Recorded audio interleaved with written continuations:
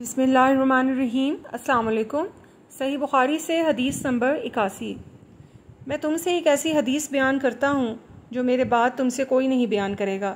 میں نے رسول اللہ صلی اللہ علیہ وآلہ وسلم کو یہ فرماتے ہوئے سنا کہ علامات قیامت میں سے یہ ہے کہ علم دین کم ہو جائے گا، جہل ظاہر ہو جائے گا، زنا بکثرت ہوگا، عورتیں بڑھ جائیں گی اور مرد کم ہو جائیں گے، حتیٰ کہ 50 عورتوں کا نگران صرف ایک مرد رہ جائے گا۔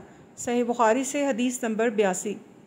میں نے رسول اللہ صلی اللہ علیہ وآلہ وسلم کو یہ فرماتے ہوئے سنا کہ میں سو رہا تھا، اسی حالت میں مجھے دودھ کا ایک پیالہ دیا گیا۔ میں نے خوب اچھی طرح پی لیا، حتیٰ کہ میں نے دیکھا کہ تازگی میرے ناخنوں سے نکل رہی ہے۔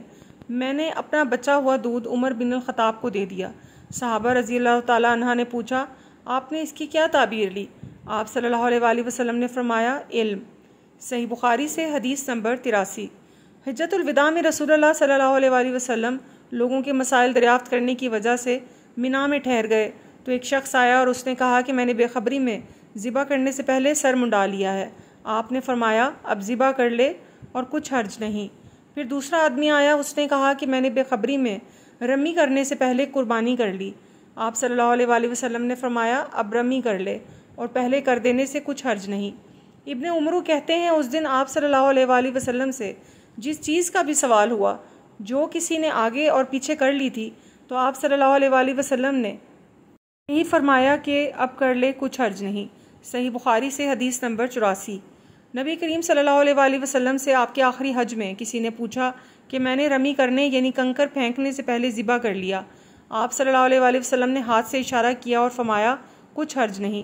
کسی نے کہا کہ میں نے ذبح سے پہلے حلق کرا لیا۔ آپ نے سر سے اشارہ فرما دیا کہ کچھ حرج نہیں۔ صحیح بخاری سے حدیث نمبر 85۔ آپ صلی اللہ علیہ وآلہ وسلم نے فرمایا کہ ایک وقت ایسا آئے گا جب علم اٹھا لیا جائے گا، جہالت اور فتنے پھیل جائیں گے اور حرج بڑھ جائے گا۔ آپ سے پوچھا گیا کہ یا رسول اللہ، حرج سے کیا مراد ہے؟ آپ صلی اللہ علیہ وآلہ وسلم نے اپنے ہاتھ کو حرکت دے کر فرمایا، اس طرح، گویا آپ نے اس سے قتل مراد لیا۔